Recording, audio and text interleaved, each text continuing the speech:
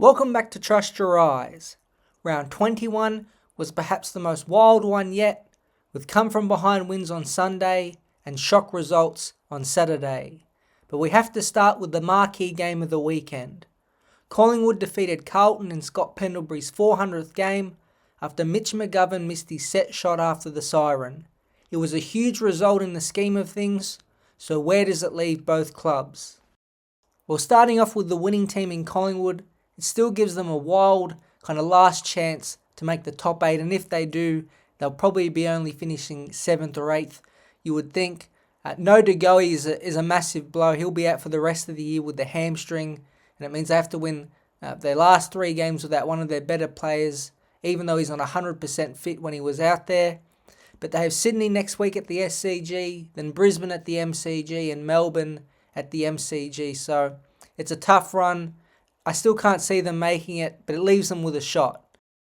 But I think the bigger issue is Carlton, who are now in a vulnerable position. Just on the last shot, my instant reaction was, he's going to miss it. It didn't help, he got like a leg in his head, and in hindsight, I think McGovern should have stayed down, kind of faked an injury, and given the ball to someone else who was maybe in a bit clearer mind, because I think McGovern was rattled by that kind of lower leg to his head at the stage, and his kick wasn't even close. Just on Carlton's game, again, the midfield got going in the last quarter, but it was basically Cripps or bust. Thought Pittonet played better in the last quarter after getting just destroyed by Cameron. And up forward, I think Charlie Curnow and Harry Mackay disappeared in another big game, especially Curnow. I thought Moore just completely dominated him. But I'll probably have a bit more to say about Carlton in the overall scheme of things next week in a massive game against Hawthorn, who they're 1 game clear of. The parallel Saturday night game was the most shocking of the round. Port Adelaide dominated top of the table Sydney with a score at one stage of 71-0. The 112-point win has the Swans in free fall, while Port Adelaide are up to 3rd. Who does the result say more about? Well, I normally try to pick the team that's winning to try and keep it positive, but it obviously says more about Sydney, who are in free fall. They have injuries, I get it, Papley, McInerney and Rampy are out, but remember they got Mills back and they got Parker back as 2 veteran players, experienced, one of which is their captain, so it's not like they're completely decimated with injury. But you got to focus on the midfielders, and Chad Warner and Isaac Heaney specifically have just completely dropped away. Warner's, I said this a couple of weeks ago, believing in his own publicity and hype, not doing the hard things, hasn't had 20 touches in 2 weeks now. And Heaney, since his suspension from the Brownlow, has dropped right off and he's barely in the player ratings, a top 150 player. And we know the forward line's been an issue all year. And now that Warner, Goulden and Heaney aren't kicking all their goals, they have big problems. It's a huge task for Longmire to turn this around. There's still time, 3 weeks. Huge game against Collingwood. If they lose this, then you can almost write them off if you haven't already. Port Adelaide, they keep proving the doubters wrong every week. Hinkley surviving. Since that game against Brisbane, they've turned the corner, beaten a lot of good teams. They're performing a bit better with Radigalia up forward, and it's always important to remember that when you have a midfield of Butters, Rosie and Horne-Francis, that's just that dynamic and fast.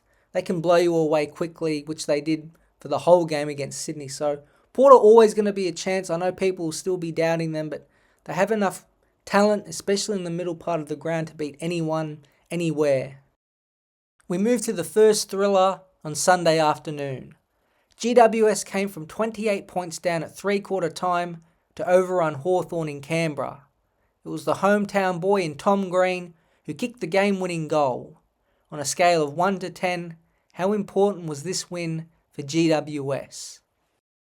This was a 10 out of 10 and a critical win. Just because of their run, they have to go to Brisbane next week to face the Lions. They do have Fremantle at home, which will still be tough. And they finish off with the Bulldogs in Ballarat in a really kind of a weird finish to both sides' home and away campaigns. It keeps their top 4 hopes alive. They are 4th right now, but far from safe in there. But more importantly, you pretty much secure their top 8 spot. I think they probably only have to win one of the last 3 to definitely be in the top 8. But it's just to see whether they can finish top 4 or get a home final. To me, they've won 5 in a row, believe it or not, but they're still patchy And the results show that. Their biggest win was against Gold Coast by 39 points. They beat Richmond by a few goals, beat Melbourne 2 weeks ago by 2 points, and barely beat Hawthorn this week. So it's still a bit patchy. The positives of the midfield's getting a bit better. They should get Cornelio and Kelly back hopefully soon. But Hogan and Toby Green up forward are really getting going, especially Green after what's been an average season for him. And I love Brent Daniels. He was basically the best player on the ground in the last quarter with 12 disposals and a goal. So I think the Giants are tracking okay. Again, they've won 5 in a row, not in fantastic style, but they're going okay. And with Hawthorn, again, like Carlton, I'll have more to say about them depending on that result. But it's looking likely right now they need to win their remaining 3 games to even have a shot of playing finals in 2024. The following game was just as thrilling.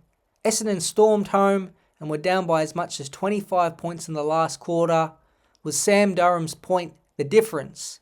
It was a critical win for Essendon, who are still in the finals hunt, while Fremantle blew a chance to secure a 3rd spot on the ladder. Where did you see the game won and lost? Well, for a while there, with about 5 minutes left and onwards, it felt like both sides were trying to lose the game. High turnover, frenetic, felt like no one had any composure until Jai Amiss kicked that goal to tie it up. And up till that point, I thought it was a pretty even game. Thought the contest was won by Essendon in the first half, but then Freo's midfield really started to get on top in the last quarter. I thought Fremantle was class, especially Hayden Young, Clark, that half back line was going to be too much. I thought Essendon were battling on, trying hard, but they just kept staying in the hunt, even though I think Fremantle at times threatened to break it open, and it's all you can really do against good opposition. So it came down to that final play, and I love what Essendon did. Brad Scott last week was talking about how Essendon against St Kilda were playing safe, trying not to lose the game. So I love that they went to win it.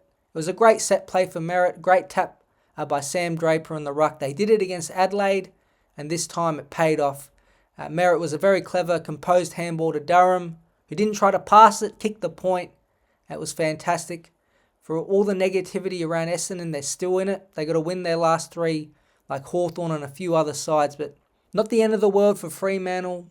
A draw would have been handy. It's a disappointing loss, not a bad loss, and they need to bounce back against Geelong next week in what will be a fascinating matchup. The Western Bulldogs defeated Melbourne by 51 points on Friday, while Brisbane destroyed St Kilda by 85 points in the final game of the round. They are the 2 informed teams in the competition, so whose win was more impressive and why? Well, both were great performances, but I have to go with Brisbane, because coming into this round, St Kilda were actually 5-3 in their previous 8 games. They were starting to score more, their clearance differential was a bit better, but it was just a powerhouse performance from the best team in the competition right now. And a lot of credit needs to go to Cam Rayner, who had another 20 plus touches and 3 goals. He's evolving in front of our eyes. He's looking really powerful. The big question is, can he keep it up? Because if he can, he might be the difference between winning a premiership and losing perhaps another grand final. And all the rest of their stars played well with Neil, Harris Andrews and Joe Danaher, who could have had a big bag. Melbourne are wounded, they're beaten, they were there for the taking, and the Bulldogs, maybe if they could have kicked accurately a bit more, and Ugle Hagen was one of the main culprits there, I could have said their win was more impressive, but Viney looks completely cooked.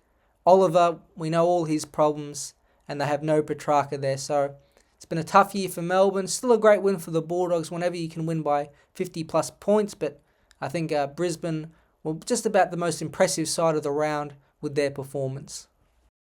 Geelong escaped a huge challenge at home from Adelaide.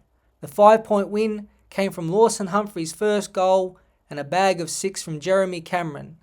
The Cats are still hanging in there, so what percentage chance do you give them of making the top 4?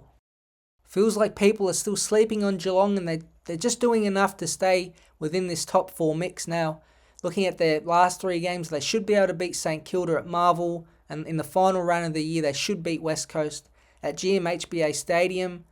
So if I take that into consideration, I'm going to give them a 50% chance, because next week is the big game away against the Fremantle side that will be on fire after just losing to Essendon. It'll perhaps be Geelong's biggest test of the season, and if they win that, they will skyrocket up the premiership calculations for a lot of people, and they'll be definitely getting a top 4 position if they win it, and then maybe even a top 2 position depending on how Sydney and Brisbane go.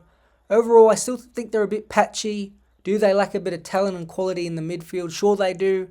And they got to make sure that Dangerfield stays fit because he's the difference maker. And if he gets injured from this point, they're in real trouble. And we saw the X factor of Jeremy Cameron. He's coming into form. He's warming up a bit. And if they didn't have his 6 goals on the weekend, I have a feeling Adelaide would have won the game and Geelong would have been, with Carlton, Hawthorn and a few other teams, in big trouble. To finish off, West Coast in a slog out-battled Gold Coast to record a 10-point win, and North Melbourne had too much class for Richmond. The Eagles and Kangaroos have 4 and 3 wins each, but what club has had the better 2024 season? It's pretty close, but I'm going to go with West Coast just for a few reasons. I think their home ground advantage is back to an extent. All 4 of their wins this season have come at home, and they've had some really good wins over Melbourne when they were still pretty good, and Fremantle earlier in the year in a big derby where Harley Reid pretty much denounced himself. And with the players, well, Reid is the big reason why. He's there, Dustin Martin, Petrarca, Bonampelli, and he's giving the fans something to cheer about. He's got a lot of energy, and I think it's important. And then Jake Waterman up forward is probably the feel-good story the club needed after a lot of injuries. He's bounced back after he was very sick last year and been really important. The injuries themselves have settled. Oscar Allen's back. A few more like Elliot Yeo, Liam Duggan are all pretty healthy. And now they have a lot of optimism because they will have a new coach soon. And their senior core of players are still playing relatively well. A lot of the stuff I just said you could say about North Melbourne with Harry Sheasel, Colby McKercher, Zane Dersma, Charlie Comben, a few others. Their midfield is really building. Tristan Xerri might be the All-Australian ruckman. But I think where I separate them and West Coast is the senior players, where I think West Coast on a talent and leadership perspective just have a bit more than North Melbourne right now, but you could say North might have a bit more young talent. So it's pretty close, but I'm going to pick West Coast, who I've been pretty impressed by after a couple bad years. I think they've had a great 2024. Thanks for listening to Trust Your Eyes. Good luck for all your teams in round 22, and I'll be back soon.